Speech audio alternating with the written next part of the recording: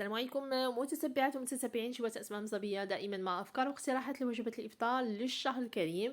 أفكار اللي كنعطيكم اللي هي بسيطة وفي متناول الجميع.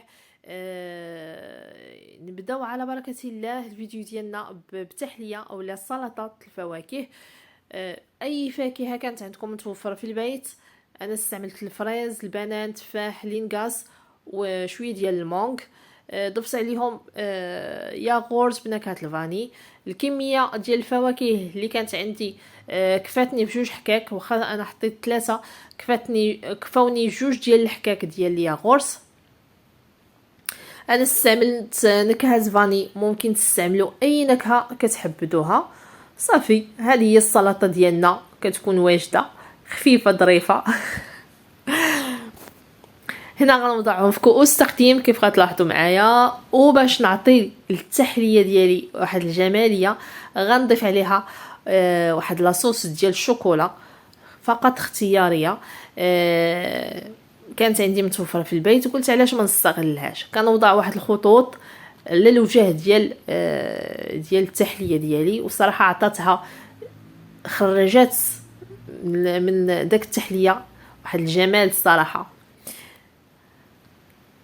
وكإضافة أخرى غنضيف عندي بسكوي ديال يعني بسكوي كان مطحون، وضفت عليه كاكاو والزبده دايبه.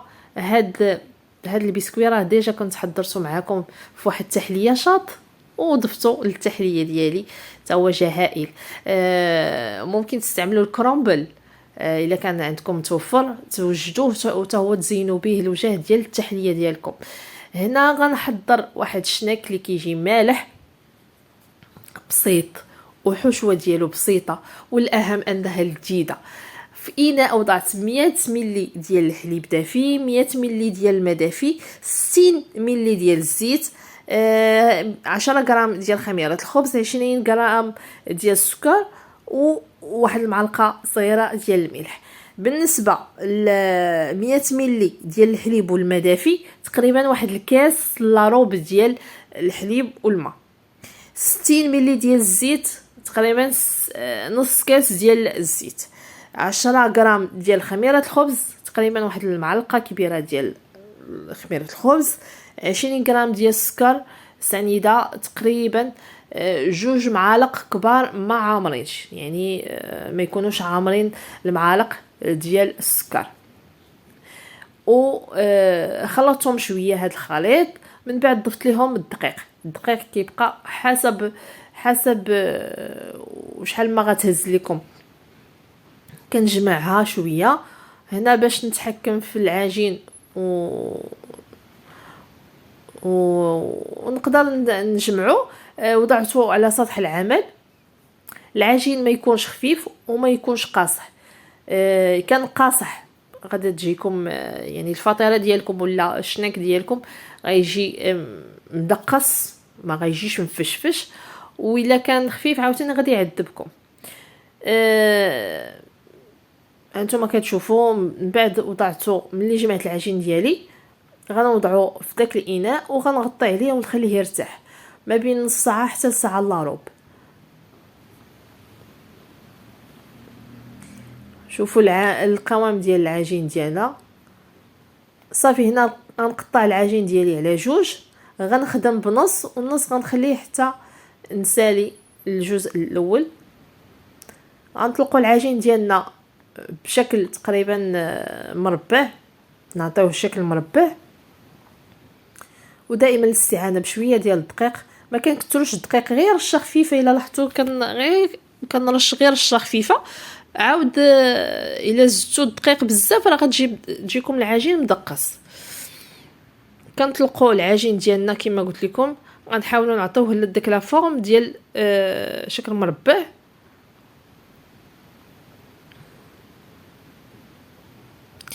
خوتي ما تبخلوش علينا بلايك وتعليق، ولا كنتوا اول مره كتشاهدوا قناه ما تنساوش ابوناو في لاشين، ضغطوا على زر الجرس هكذا ان شاء الله باش يوصلكم كل جديد. وملاحظه، يعني الفيديوهات اللي كنحط كيتشافوا بواحد النسبه اللي هي بسيطه، ما نكرهش انكم بارطاجيو القناه مع الاهل والصحاب ديالكم هكذا باش تكبر القناه ديالنا. وكملاحظه ثانيه ان يعني الناس اللي كيشوفوا الفيديو يا ريت نسبه المشاهده اللي كتكون في داك الفيديو تكون مقاده مع لايك، ما نكرههاش، لان بلي لايك ديالكم وبالتعاليق ديالكم غادي يزيد يطلع الفيديو وغادي يتشاف من عند ناس اخرين، فضلا منكم وليس امر. هنا بالنسبه للحشوه عندي الفلفله اللي متوفره عندكم، استعملت الصفراء والخضراء والحمراء، ولكن اي حاجه ديال الفلافل اي يعني اي لون ديال الفلافل كان متوفر استعملوه. في الاناء الاخر عندي موتزاريلا وجبنه شيدر محكوكين، وعندي شابيتري مقطعه طريفات صغار. في الاناء الاخر اللي دهنت به الوجه ديال العجين كان عندي الجبن طري او لا اي فروماج مربع ولا متزلت، انا استعملت ديال الحك وضفت عليه شويه ديال الحليب باش نخففو، وهو اللي دهنت به الوجه كما قلت لكم ديال العجين ديالنا. وكنضيف داك الشابوتري وداك ديال الفرomage موتزاريلا، جبن موتزاريلا وشيدر، وكنضيف حتى الفلافل. غير البارح الصراحه البارح اللي مشيت نجيب الفلفله من السوق والله الا تصدمت بالثمن ديالها والله. غير الحمراء والصفراء، الحمراء والصفراء بواحد الثمن اللي زعما لا اله الا الله.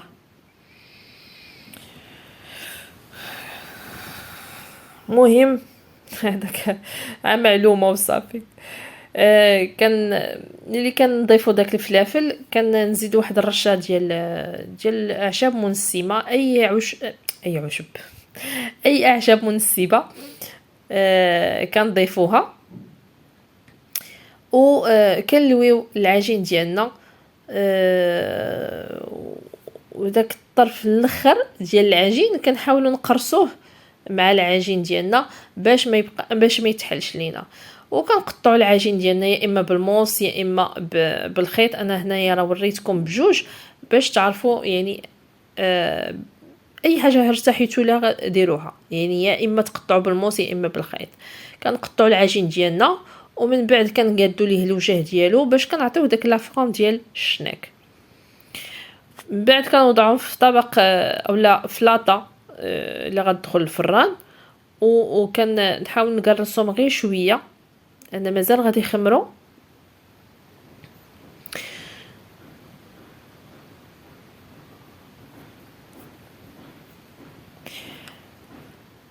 صافي وغنخليه يخمر العجين ديالنا.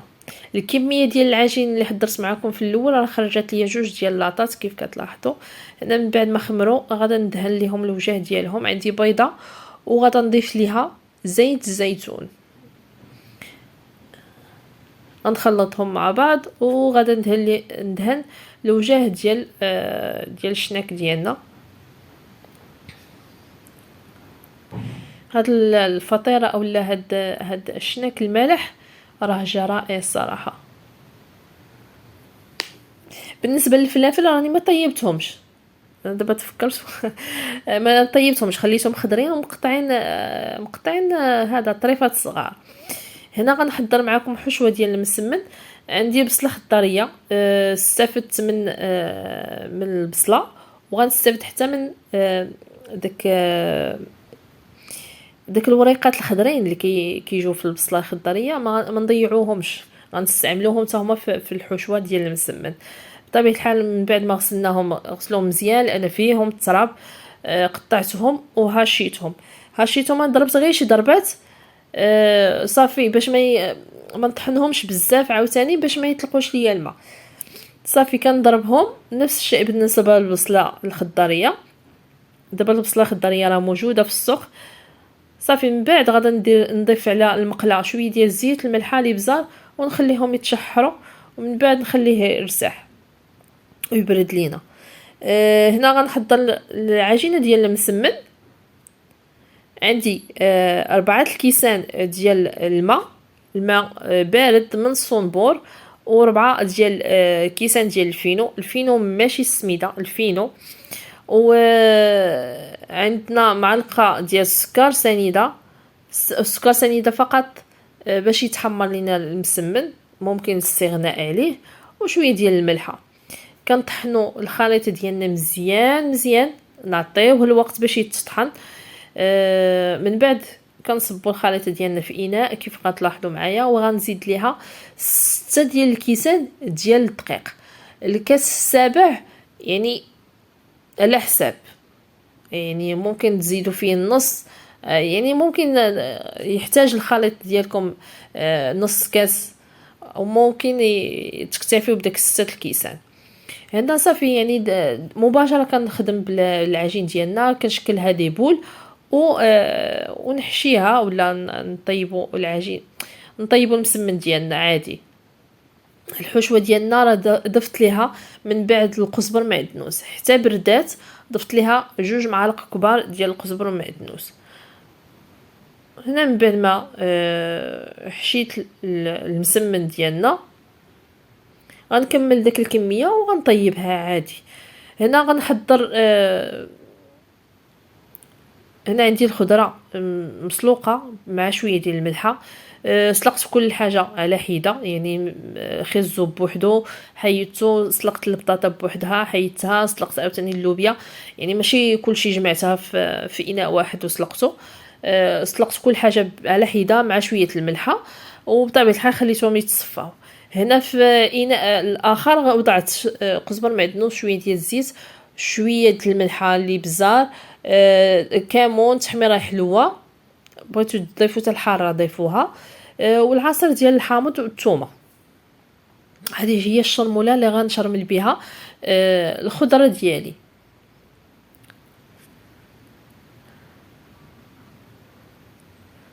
صافي، ها الشرموله ديالنا واجده، وغادا نشرمل بها كما قلت لكم الخضره ديالي. كنضيفوا واحد شويه شويه ديال زيت المائده اولا زيت الزيتون، بغيتو تضيفوا شويه زيت الزيتون ديروه. وضعت الجزر هو الاول، وشويه واحد المعلقه ديال الشرموله، وكنشحره شويه. ونفس الشيء بالنسبه للخضره اللي تبقات ليا. انا غنحضر معكم عصير ديال لافوكا. الصراحه ما كنتش غنحضره، ومن بعد تفكرت شي حاجه تفكرت ان كاين الناس اللي كيقول لك حيت لافوكا عندي مجمده. تفكرت كاينين شي ناس كيقول لك لا، لافوكا الا تجمدات كتجبديها كتخسر، كتلقاها خاسره. لا، هانتوما كتلاحظوا انا فتحت معكم لافوكا راها مجمده، انا كنوريكم راها قاصحه. جبدتها قبل من الفريغو وخليتها شويه ترجع، راكم شفتوها خضراء، راه باقا خضراء. انا ملي كنمشي للسوق الا لقيت لافوكا ناقصه شويه الثمن كناخذ منها واحد الكميه وكنجيبها. في كل لافوكا كنلوها بسلوفان اولا بقاغيط وكنلوحها في الفريغو. الوقت اللي كنبغي لافوكا كنجبدها كندير بها العصير. يعني هذه هي الفكره اللي فكرت وقلت لا ضروري نشارك معكم هذا العصير ديال الافوكا. استعملت شويه ديال السكر، عصير ديال الحامض باش ما تاكسدش ليا لافوكا. راكم عارفين لافوكا الا بقات راه كتكحل، ولافوكا المجمده والحليب فقط. هادشي اللي كاين. عصير ديالنا اللي هو بسيط، لان بزاف كنسمع كيقولك لا راه كتكحل لا كتخسر، لا نهائيا.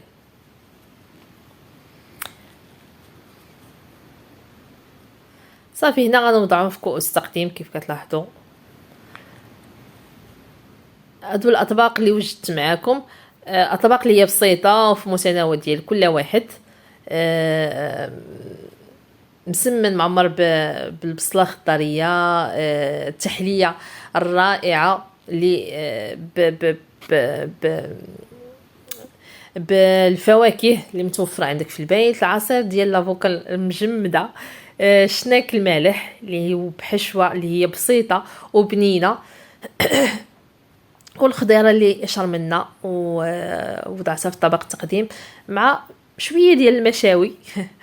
هنا عندنا شناك كيجيو هائلين، راه قلت لكم راه غيزيدوا يتنفخوا، غيزيدوا يكبروا، يعني شفتوا الحجم ديالهم كانوا صغارين وراه كيزيدوا يكبروا ملي كتخليهم يخمروا. راه كتجي هاد الحشوه ولا العجين كيجيو رائعين. هنا ولدي جابرك باش يشوف الكاميرا. كيجيو هائلين. بالنسبه للفلافل قلت لكم راه ما طيبينش.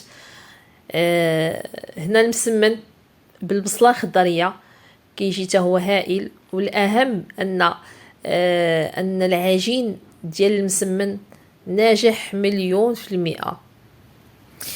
حتى بالنسبه للعجين راني قسمته، يعني شي حاجه عمرتها وشي حاجه خليتها خاويه.